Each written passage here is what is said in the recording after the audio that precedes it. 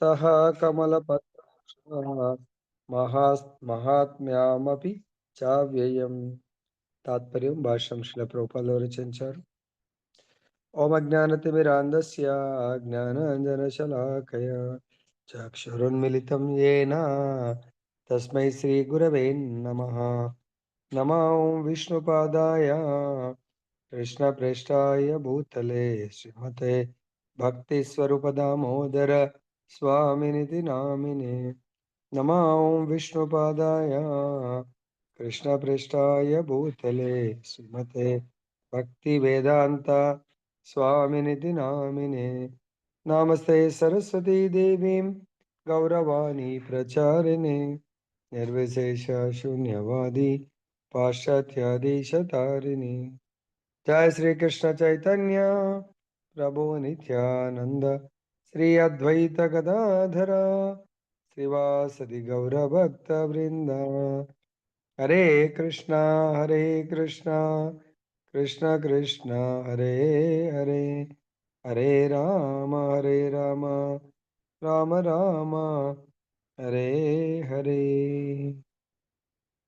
जय बोलो राधा रमन लाल की जय, जगन्नाथ बलदेव सुभद्रा महारानी की जय, గౌరనితాయ్ భగవాన్ की जय. సో ఈరోజు భగవంతుడు అర్జునుడు చెప్తున్నారు, హే కృష్ణ, 10 అధ్యాయాలు వినడం వల్ల ఆ 10 అధ్యాయాలు ఏంటి? పరమ రహస్యమైనటువంటి దేని గురించింది? ఆధ్యాత్మిక విషయముల గురించి. ఎవరి ద్వారా విన్నాడు? భగవంతుడి ద్వారా. దాన్ని అర్జునుడు ఏమని ఫీల్ అవుతున్నాడు? భగవత్ కరుణ, నీవు కరుణతో నాకు చేసిన ఉపదేశములను వినడం ద్వారా ఇప్పుడు నా మోహము తొలగిపోయింది. భగవంతుడు కరుణ కటాక్షాలతో అర్జునుడి యొక్క మోహాన్ని తొలగించాడు. దేని ద్వారా? భగవంతుడి యొక్క ఉపదేశాల ద్వారా. మరి మనందరం కూడా భగవంతుడి నుంచే విన్నాము. సో మనం ఒక్కొక్క అధ్యాయం తీసుకున్నట్టు అయితే, సో చూడండి, మొదటి అధ్యాయంలో రణరంగ పరిశీలనము, కురుక్షేత్ర రణరంగ పరిశీలనం చూసాము. రెండవ అధ్యాయము గీతాసారము. గీతాసారంలో ముఖ్యంగా అర్జునుడు భగవంతుడికి శరణాగతి పొందటము, వెళ్ళి శరణాగతుడై భగవంతుని వేడుకున్నాడు, ప్రభు నన్ను నీ శరణాగత భక్తుడిగా స్వీకరించండి, నాకు భగవద్గీత జ్ఞానాన్ని, అంటే నేనున్నటువంటి స్థితి నుంచి నన్ను, చాలా కన్ఫ్యూజన్ స్థితిలో ఉన్నాను, కాబట్టి ఈ స్థితి నుంచి నన్ను ఉన్నతమైనటువంటి స్థితికి ఉద్ధరించండి నేను వేడుకోవటము. అదేవిధంగా ఆత్మ జ్ఞానాన్ని ఇవ్వటము. దేహం అంటే ఏంటి, ఆత్మ అంటే ఏంటి, మనము ఆత్మనా దేహమా, లేదంటే ఆత్మకు జన్మ ఉందా, లేదంటే మనం జన్మ అంటప్పుడు ఆత్మ జన్మ తీసుకుంటుందా, దేహమా, మరణం అన్నప్పుడు మరి ఆత్మకు మరణం ఉందా, ఇవన్నీ కూడా దివ్యమైనటువంటి జ్ఞానాన్ని, ఆత్మ యొక్క గుణగణాలను బోధించారు. తర్వాత 3వ అధ్యాయం కర్మయోగంలో మనము ఎటువంటి కర్మని చేయాలి, ఎటువంటి కర్మ చేయకూడదు, 3 రకాలైనటువంటి కర్మలను, అంటే అర్జునుడి యొక్క మోహము తొలగిపోవడానికి కారణాలు అన్నట్టు. భగవంతుడు 3వ అధ్యాయంలో ఎటువంటి కర్మలు చేయాలి, ఎటువంటి కర్మలు చేయకూడదు, ముఖ్యంగా కర్మ చెయ్యకుండా ఎవ్వడు కూడా జీవించలేడు. ఏదో ఒక కర్మ కంపల్సరీగా చేయవలసిందే. మరి ఆ కర్మ చేయాలంటే మనము శక్తి ఉండాలి. కాబట్టి ఎటువంటి ఫుడ్ తీసుకోవాలి, ఎటువంటి ఫుడ్ తీసుకోకూడదు అని భగవంతుడు దాంట్లో బోధించాడు. ఏంటది? యజ్ఞశిష్టాశినస్సంతో ముచ్యంతే సర్వకి విషయ్ భుంజతే తే త్వగం పాప ఏ పచంతి ఆత్మకారణ. భగవంతుడు ఇక్కడ మనకు 3వ అధ్యాయము 13వ శ్లోకంలో, 14వ శ్లోకంలో మనము కేవలం ప్రసాదాన్ని తీసుకోవడం వల్ల కర్మ ఫ్రీ జీవితాన్ని కొనసాగించవచ్చు. భగవంతుడి నైవేద్యం పెట్టనటువంటి భోజనాన్ని మనం తీసుకుంటే కర్మ బంధనాల్లో మనం చిక్కునే అవకాశం ఉంటుందని 3వ అధ్యాయంలో చెప్పడం జరిగింది. అంతేకాకుండా ఈ భగవద్గీత జ్ఞానాన్ని ఎవరి దగ్గర ఏ విధంగా మనం తీసుకోవాలి అనేది 4.34లో చెప్పారు. అదేవిధంగా భగవంతుడు ఎందుకు అవతరిస్తారు, ఎప్పుడు అవతరిస్తారు అని 4వ అధ్యాయంలో బోధించారు. భగవంతుడు భగవద్గీతని మొట్టమొదటిగా ఎవరికి సూర్య భగవానుడికి బోధించాడు. తర్వాత ఈ భగవద్గీతని ఎవరి ద్వారా స్వీకరించాలి, గురు శిష్య పరంపర ద్వారా స్వీకరించాలని బోధించారు. తర్వాత భగవంతుడు అవతరణ దేని కొరకు, తన భక్తులకు సాంగత్యాన్ని ఇవ్వడానికి కొరకు, తర్వాత ధర్మాన్ని స్థాపించడానికి కొరకు, అధర్మాన్ని పారద్రోలడానికి కొరకు. ఈ విషయాన్ని ఎవరైతే భగవంతుడి జన్మ కర్మ ఎవరు వింటారో వాళ్ళు ముక్తిని పొందుతారు. తర్వాత 4.34లో చెప్తున్నారు, తద్విద్ధి ప్రణిపాతేన పరిప్రశ్నేన సేవయా ఉపదేక్షంతి తే జ్ఞానం జ్ఞానినస్తత్వదర్శిన. భగవంతుడు ఈ విధంగా గురువుని, ఉత్తమమైనటువంటి గురువుని, ప్రామాణిక ఆధ్యాత్మిక ఆచార్యుని ఏ విధంగా ఆశ్రయించాలి, ఆయనని సేవించడానికి వెళ్ళి సేవలు చేస్తూ భగవంతు యొక్క జ్ఞానాన్ని పొందమని మనకు భగవంతుడు బోధించాడు. అదేవిధంగా ఇలా ప్రతి చాప్టర్లో మనం చూసుకుంటుంది మోహము తొలగిపోవడానికి దివ్యమైనటువంటి జ్ఞానాన్ని వినడం వల్ల అర్జునుడిలో ఉన్నటువంటి మోహం తొలగిపోయింది. 5వ అధ్యాయం యొక్క ముఖ్య సారము భోక్తారాం యజ్ఞ తపశాం సర్వలోక మహేశ్వరం సుహృదం సర్వభూతానాం జ్ఞాత్వా మాం శాంతి మృష్యతి. సో ప్రతి ఒక్కరు కూడా భగవంతుడే అన్ని యజ్ఞాలకు తపస్సులకు చరమ భోక్తగా భావించాలి. తర్వాత అన్ని లోకాలకు, సకల లోకాలకు, దేవతలకు పరమ ప్రభు భగవంతుడిగా భావించాలి. అంతేకాకుండా సకల జీవులకు భగవంతుడు ఉపకారి, శ్రేయోభిలాషి. ఈ విషయాలను ఎవరైతే తెలుసుకుంటారో వాళ్ళు పరమ శాంతిని పొందగలుగుతారని భగవంతుడు 5వ అధ్యాయంలో సారాన్ని బోధించారు. అంతేకాకుండా మనకు 6వ అధ్యాయంలో భగవంతుడు ధ్యాన యోగాన్ని మనకు బోధించడం జరిగింది.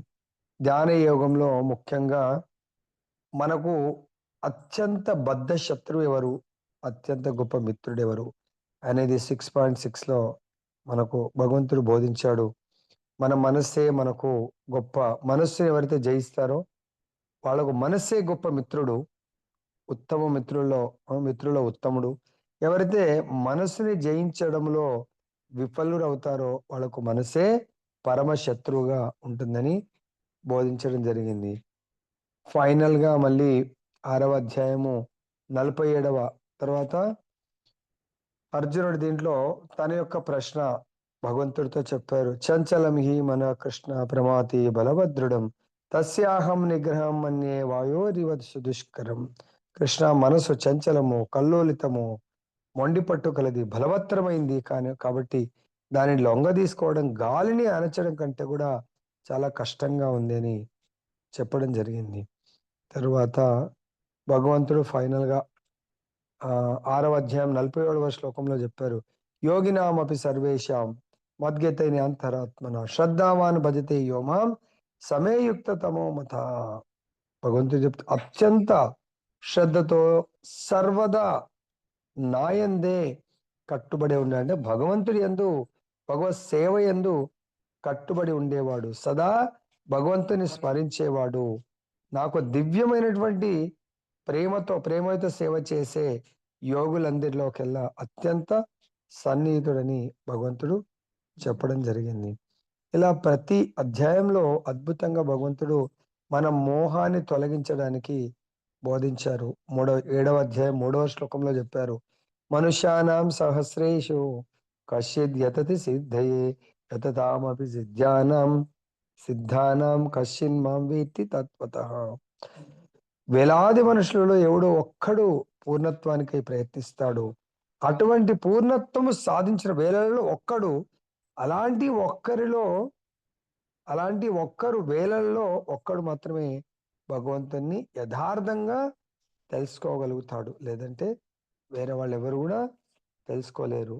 మళ్ళీ భగవంతుడు 7వ అధ్యాయంలో చెప్తున్నారు, 4 రకాలైనటువంటి దుష్కృతులు, 4 రకాలైనటువంటి సుకృతులు ఉన్నారు.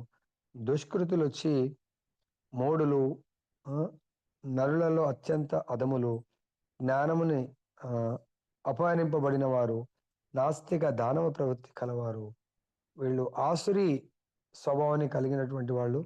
వీళ్ళు భగవంతుని దరిచేరరు. అదేవిధంగా 4 రకమైనటువంటి సుకృతులు అంటే భగవంతుని దగ్గరికి వచ్చేవాళ్ళు. చతుర్విధ భజంతే మాం జన సుకృతినో అర్జున ఆర్తో జిజ్ఞాసు అర్ధార్థి జ్ఞాని చ భరతర్షభ. సో భగవంతుడు చెప్తున్నాడు, దుఃఖంలో ఉన్నవాడు, ఆపదలో ఉన్నవాడు, అంటే దుఃఖము ఆ ఆపదలో ఉన్నవాడు, ధనమును కోరేవాడు, జిజ్ఞాసు మరియు బ్రహ్మ జ్ఞానాన్ని అన్వేషించేవాడు, ఈ 4 రకాలైనటువంటి వ్యక్తులు నా దగ్గరికి వస్తారు అంటున్నాడు.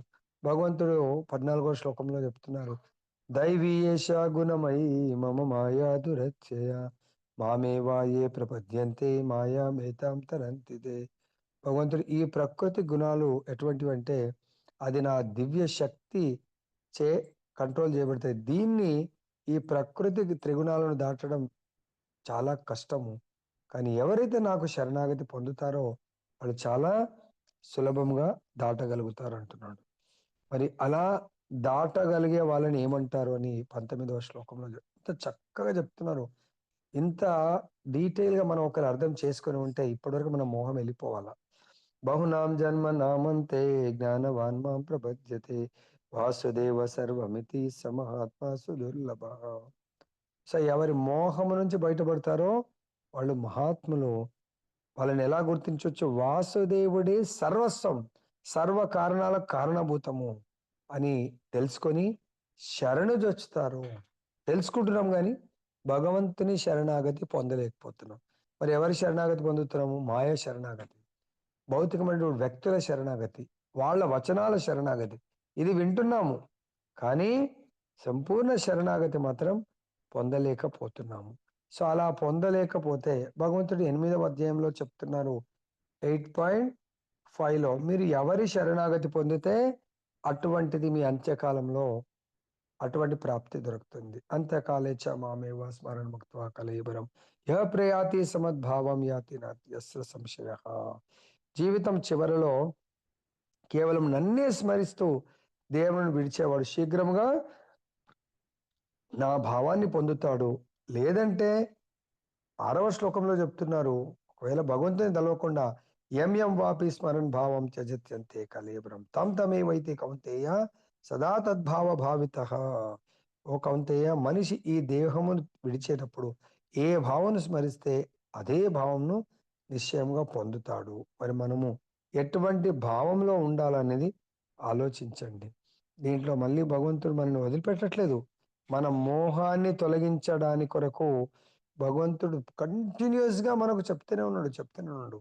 సో 8వ అధ్యాయం 16వ శ్లోకంలో చెప్తున్నారు, ఆ బ్రహ్మ భువనాల్లోక పునరావర్తినో అర్జున మాముపేత్యతు కౌంతేయ పునర్జన్మన విద్యతే. ఓ కౌంతేయ, ఈ బ్రహ్మాండంలోని భూలోకం నుంచి బ్రహ్మలోకం వరకు వాళ్ళు తపస్సు చేసి చేరుకున్న తిరిగి మళ్ళీ ఈ మర్త్యలోకానికి రావాల్సిందే.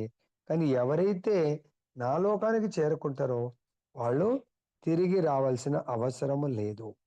మరి నా లోకానికి చేరుకోవాలంటే ఏం చేయాల? భగవంతుడి లోకానికి చేరుకోవాలంటే 9వ అధ్యాయంలో దీంట్లో కూడా చాలా డీటెయిల్ గా భగవంతుడు మనకు చెప్పడం జరిగింది. 9వ అధ్యాయంలో యా యాంతి దేవా వ్రత దేవాన్ పితృన్ యాంతి పితృవ్రత భూతాని యాంతి భూతేజ్య యాంతి మధ్యాజినో అపీమం. భగవంతుడు ఎవరైతే దేవతలను పూజ చేస్తారో దేవతల లోకాలకు వెళ్తారు, పితృదేవతలను పూజ చేస్తారో పితృదేవతల లోకాలకు వెళ్తారు, ప్రేతాలను పూజ చేస్తారో అటువంటి భావంతో జన్మిస్తారు. ఎవరైతే ఆ నా లోకానికి వస్తారో, నన్ను సేవిస్తూ నా లోకానికి వస్తారో వాళ్ళు తిరిగి రారు. మరి ఇక్కడ భగవంతుడి లోకానికి వెళ్ళాలి, మరి వేరే వాళ్ళ నుంచి నేను రక్షింపబడాలి, దేవతల నుంచి భూత ప్రేతాల నుంచి పితృదేవతల ని సేవించి వాళ్ళ లోకానికి వెళ్లకుండా నేను రక్షింపబడాలంటే భగవంతుడు 14వ శ్లోకంలో చెప్తున్నారు, సతతం కీర్తయంతో మాం యతంతస్య దృఢవ్రత నమస్యంతస్య మాం భక్త్యా నిత్యయుక్తా ఉపాసతే. సో కౌంతేయ, మహాత్ములు నిరంతరము నా మహిమలను కీర్తిస్తూ దృఢ నిశ్చయంతో ప్రయత్నిస్తూ నా ఎదుట నమస్కరిస్తూ భక్తితో నిరంతరం నన్ను అర్చిస్తూ ఉంటారు. భగవంతుని నిత్య నిరంతరము అర్చించాలి. మరి ఏ విధంగా భగవంతుని అర్చన చెయ్యాలి? భగవంతుని పత్రం పుష్పం ఫలం తోయం యో మే భక్త్యా ప్రయచ్చతి తదహం భక్తి ఉపహృతం అశ్నామి ప్రయతాత్మన. భగవంతుని ఏ విధంగా ప్రేమతో భక్తితో ఎవరైనా నాకు పత్రము పుష్పము ఫలము లేదా జలము నాకు సమర్పిస్తే నేను స్వీకరిస్తాను. ఇవన్నీ దేని కొరకు ఆన్సర్? మన లోపల ఉన్నటువంటి మోహము. అర్జును లోపల మోహం తొలగిపోయింది. మన లోపల ఉన్న కూడా మోహాన్ని తొలగించుకునే మార్గము ఆర్ విధానము. భగవంతుడు ఏం చెప్తున్నాడు 27వ శ్లోకంలో, యత్కరోసి యదశ్నాసి యజ్జుహోసి దదాసి యత్ తపస్యసి కౌంతేయ తత్కురుష్వ మదర్పణం. ఓ కుంతిపుత్ర, నీవేది చేసినా, ఏది భుజించినా, ఏది ఆరతి చేసినా, ఏది దానం చేసినా, ఏ తపస్సు చేసినా దానిని నాకు సమర్పణగా చేయవు. అంటే ఆఫరింగ్ టు కృష్ణ లాగా చేయండి. ఆఫరింగ్ టు దేవతాస్ అయితే దేవతలోకము, ఆఫరింగ్ టు పితృదేవతాస్ పితృలోకము, ఆఫరింగ్ టు భూత ప్రేతాలు. కానీ ప్రభు వాళ్ళకి చేయట్లేదు. ఆఫరింగ్ టు పిల్లలు, offering to wife, offering to society, offering to XYZ. అదే భావంతో మరణిస్తే భరత్ మహారాజ్ తన యొక్క చైతన్యం జీవితం అంతా కూడా వానప్రస్థ జీవితం తీసుకొని మంచిగా భగవద్ధామం వెళ్ళడానికి కొరకు రాజ్యాన్ని వదిలిపెట్టి వనాలకు వస్తే, వనాల్లో జడ మన జింకతో జింకతో సాంగత్యము, జింకను కాపాడుకుంటూ జింకను పోషిస్తూ లాస్ట్ కాలంలో జింక మీద మోహం ఎప్పుడైతే ఏర్పడ్డదో కథం ఇంకా ఆయనకు నెక్స్ట్ ఒక లైఫ్ వేస్ట్ చేయాల్సి వచ్చింది. ఒక జింక జన్మ తీసుకోవాల్సి వచ్చింది. మరి అటువంటి జింక జన్మ నుంచి మనం రక్షించుకోవాలంటే భగవంతుడు 9వ అధ్యాయము 34వ శ్లోకంలో చెప్తున్నారు. మన్మనాభవ మద్భక్తో మధ్యాజీ మాం నమస్కురు మామే వైశ్యసి యుక్తైవాం ఆత్మానం మత్పరాయణ. భగవంతుడు చెప్తున్నాడు, నీ మోహము తొలగించుకోవడానికి ఆ నీ మనస్సును, మన యొక్క మనస్సుని, ఇందాక అనుకున్న మనస్సు ఎవరి మనస్సు అయితే కంట్రోల్ చేసుకుంటారో వాళ్ళకు వాళ్ళ మనస్సే బెస్ట్ ఫ్రెండ్. కాబట్టి నా బెస్ట్ ఫ్రెండ్ అనే మనస్సుని సదా నిత్య నిరంతరం భగవంతుడి గురించి ఆలోచించడం నియుక్తం చేస్తాను. 2, నేను భగవంతుడి భక్తుని కావడానికి ప్రయత్నం చేస్తాను. 3, భగవంతుడికి నమస్కరిస్తాను. 4, భగవంతుణ్ణి సేవిస్తాను. ఇది నా నిత్య ధర్మంగా నేను పాటిస్తూ కర్మలు చేస్తూ ఉంటాను. 10వ అధ్యాయంలో మోహము తొలగిపోవడానికి భగవంతుడు చతుశ్లోకి భగవద్గీతలో మనకు బోధించారు. 10.8లో అహం సర్వస్య ప్రభో మత్త సర్వం ప్రవర్తతే ఇతి మత్వా భజంతే మాం బుధా భావ సమన్విత. దీంట్లో భగవంతుడే 2 సృష్టిలు అంటే ఇది లివింగ్ ఎంటిటీస్ కాకుండా అనుకున్నారు. Complete package. 84 లక్షల జీవకోటితో కూడుకున్నటువంటి జలాలు, ప్రతిదీ అడవులు, గుట్టలు, ప్రతిదాన్ని కలుపుకొని భగవంతుడే ఈ సృష్టికి నేనే సృష్టికర్తను అని చెప్పేసి, ఈ సృష్టిలో ఉన్న ఎగ్జామ్షన్ ఎవరు లేదు. ప్రతి ఒక్కరు కూడా నా వల్ల సృష్టింపబడ్డటువంటి వాళ్ళే. ఈ విషయాన్ని తెలుసుకున్న బుద్ధజనులు చాలా సంతోషంగా భగవంతుని సేవిస్తూ ఆనందంగా ఉంటారు. తర్వాత శ్లోకంలో తన యొక్క శుద్ధ భక్తులు 10 అధ్యాయాలు నేర్చుకున్నటువంటి 9 అధ్యాయాలు కంప్లీట్ చేసిన వాళ్ళందరూ కూడా శుద్ధ భక్తుల యొక్క కేటగిరీలోకి రావాల్సిందే. మరి అంత మోహం కంప్లీట్ గా తొలగిపోతే శుద్ధ భక్తి యుక్త సేవ చేయొచ్చు. మోహంలో ఉంటే చేయలేం. సో భగవంతుడు అంటాడు, నా శుద్ధ భక్తుల ఆలోచనలన్నీ సంపూర్ణంగా నాపై కేంద్రీకరించుంటాయి. వాళ్ళ జీవితాలు పూర్తిగా నా సేవకు అంకితం చేస్తూ నిరంతరము వాళ్ళు నా గురించి స్మరణ చేస్తూ నా గురించి చర్చించుకుంటూ నిత్య ఆనందాన్ని పొందుతారు. ఆ విధంగా ఎవరైతే భగవంతుని ప్రేమతో సేవించడానికి నిరంతరము అంకితమై ఉంటారో వారికి భగవంతుని చేరుకునే మార్గాన్ని అవగాహనను ప్రసాదిస్తానని భగవంతుడు 10వ అధ్యాయంలో 10వ శ్లోకంలో బోధిస్తున్నాడు. అంతేకాకుండా భగవంతుడు ఎవరైతే భగవంతుని ప్రేమతో సేవిస్తారో వాళ్ళ పట్ల వాళ్ళపైన ప్రత్యేక కరుణని చూపించడానికి కొరకు మన హృదయంలో ఉన్నటువంటి అజ్ఞానాన్ని భగవంతుడు తొలగిస్తాడు అని మనకి ఇక్కడ బోధిస్తున్నారు. ఇంత మనం అంతా కూడా చదువుకున్న తర్వాత ఇప్పుడు మోహం పోయిన వాళ్ళ యొక్క రియలైజేషన్, అర్జునుడి లోపల మోహం పోయిందా లేదా అంటే అర్జునుడు భగవంతుని ఏ విధంగా యాక్సెప్ట్ చేశాడు.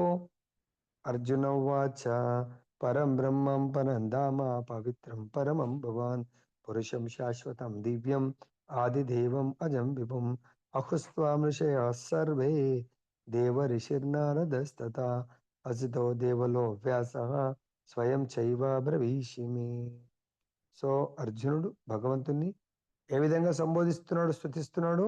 ఓ భగవంతుడా, నీవు దేవాది దేవుడవు, పరంధాముడవు, పవిత్రుడవు, పరమ సత్యమువు, నీవు నిత్యుడవు, దివ్యుడవు, ఆదిపురుషుడవు, పుట్టుక లేనివాడవు, మహోత్కృష్టుడవు.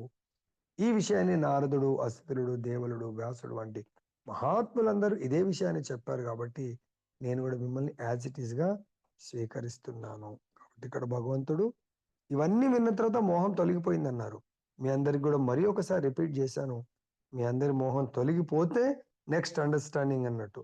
అప్పుడు మోహం తొలగిపోయిన వాళ్ళు భగవంతుని ఏ విధంగా స్తుతిస్తున్నారు? అర్జునుడు స్తుతించినట్టుగా, హే కృష్ణ, నువ్వు సర్వకారణ కారణుడివి. సో ఎందుకు? ఎవరి నుండి అయితే భౌతిక విశ్వాలు బహిర్గతం అవుతున్నావో అట్టి మహావిష్ణువుకైనా కూడా నీవే కారణమని నాకు అర్థమైంది. శ్రీకృష్ణుడు అవతారం కాదు, అవతారి, సర్వ అవతారాలకు మూలము అని నాకు అర్థమైంది కృష్ణ.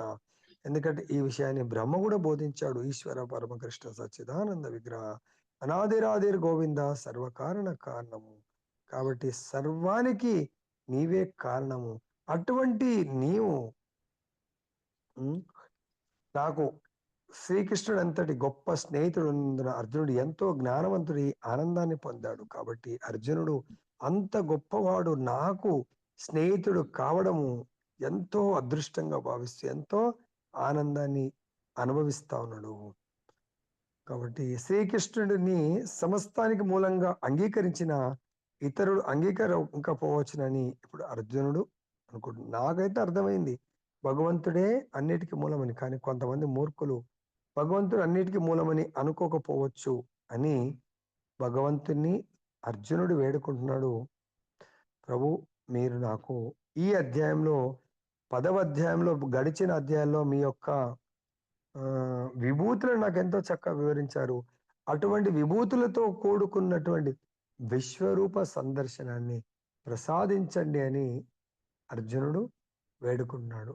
కానీ శ్రీకృష్ణుడు ఎంతటి కరుణామయుడు అంటే దానిని చూపించిన తర్వాత అతడు తిరిగి తన మూల రూపంలోకి మారిపోయాడు.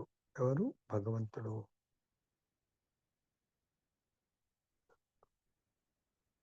అప్పుడు అర్జునుడు ఇంకా భగవంతుని స్తుతిస్తున్నాడు. ఓ కమల నేత్రుడా, ప్రతి జీవిని జనన మరణాల గురించి వివరంగా నీ నుండి విన్నాను. నీ అవ్యయమైన మహిమలను అనుభూతం చేసుకున్నాను. అంటే మనం కూడా ఎవరి గురించి అని మనం విన్న తర్వాత వాళ్ళని స్తుతించాల. భగవంతుడి యొక్క గొప్పతనం గురించి విన్న తర్వాత భగవంతుని స్తుతించడం ప్రారంభిస్తున్నాడు. అర్జునుడు భగవంతుని కమల పత్రాక్ష, శ్రీకృష్ణుడు కమలం వంటి కమల దళాలతో కూడుకున్నటువంటి ఆ ఏమంటారు నేత్రాలు ఉన్నాయని చెప్పేసి సంబోధిస్తున్నాను. ఎందుకంటే భగవంతుడు ప్రీవియస్ అధ్యాయాల్లో చెప్తున్నారు, అహం కృష్ణస్య జగత ప్రభవ ప్రళయస్తత, నేనే ఈ భౌతిక సృష్టి యొక్క ఉత్పత్తి విలయాలకు కారణము అని భగవంతుడు బోధించాడు గడిచిన శ్లోకంలో. సమస్త ఉత్పత్తి మరియు విలయాలకు మూలమైనా కూడా శ్రీకృష్ణుడు వాటికి అన్యంగా పరంగా ఉంటాడు. సో దాంతో అటాచ్మెంట్ అయి ఉండడు భగవంతుడు. సో కాబట్టి ఇది భగవంతుడి యొక్క అచింత్యమైనటువంటి విభూతి. అదే మన వస్తువు ఏదైనా ఉందనుకోని, మన వెహికల్ కానీ మన ఆస్తి, దాని చుట్టే తిరుగుతాం, దాన్ని అది నాది అనే అహంకారంతో మనం ఉంటాం. కానీ భగవంతుడు ఎంత సృష్టిని సృష్టించినా ఏది నాది కాదు అనే భావనలో భగవంతుడు ఉంటాడు. సో ఇది ఈరోజు మనము మోహము తొలగిపోవడంకి మార్గము. మోహము తొలగిపోవడం వల్ల ప్రయోజనం ఏంటంటే భగవంతుడి యొక్క విశ్వరూప సందర్శనాన్ని మోహము తొలగిపోయిన వాళ్ళు మాత్రమే దర్శించుకోవడానికి పాత్రలు, అర్హులు. కేవలో గ్రంథ శ్రీమద్ భగవద్గీత की जय, श्री श्री राधा रमन लाल की जय, जगन्नाथ बलदेव सुभद्रा महारानी की जय, गौरनिताय भगवान की जय। जगद्गुरु శ్రీల ప్రభుపాదికి జయ, శ్రీ శ్రీపాద్ గురు మహారాజ్ కి జయ. దీంట్లో ఎవరికైనా ఏమైనా సందేహాలు ఉంటే అడగండి.